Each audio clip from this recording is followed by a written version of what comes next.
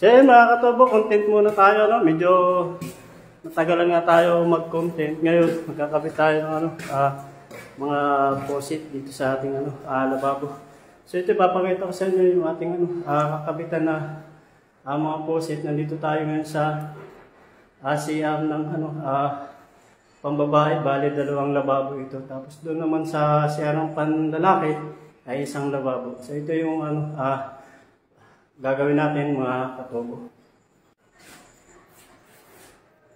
So ito na mga katubo yung ating kakabitan Ayan, kung nakikita nyo, dalawang lababo yan. Ayan, wala pa siyang pop up. Ayan. Tapos wala pang gripo. Ayan, nakikita nyo yan po yung butas. Tapos ito rin sa kabila. Wala pa rin pop up at saka wala pa rin gripo na nakakabit.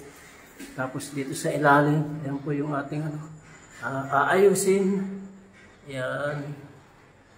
Lalagyan natin ng yan. Mga kailangan natin dapat gawin. Yan, mga positive. So yan mga katubo, abangan nyo kung mamaya. Tapos meron ng salamin. Ayan, nakikita nyo. Meron siya salamin. Dalawang ay naguro. Isa sa kabila. Tapos isa rin dito sa kabila. Tapos ito na nga mga katubo, tinanggal muna natin yung ating lababo para madali natin na ikabit yung ating pop-up.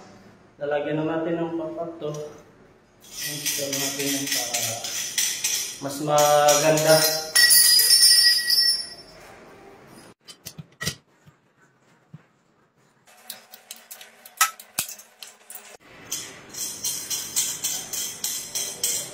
Ito na yung pangalawa nating lababo mga katubo. Tapos itong pop-up, itakabit muna natin. Hindi tayo tapos itong rubber. Tapos lagyan natin ng teflon. Ito na lang natin. Para mas safe.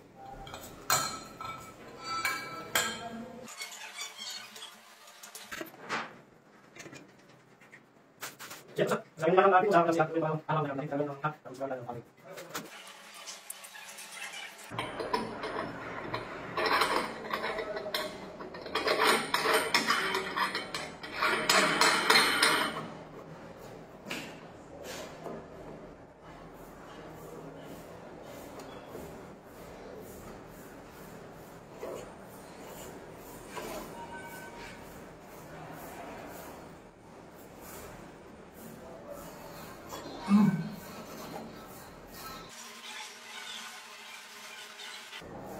So wala.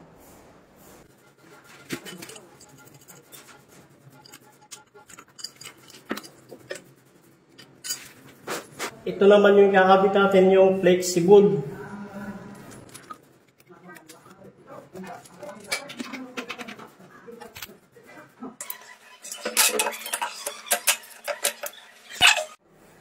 Ito na yung finished product natin mga katubo. Ayan, meron na tayong gripo. Tapos meron na tayong pop-up.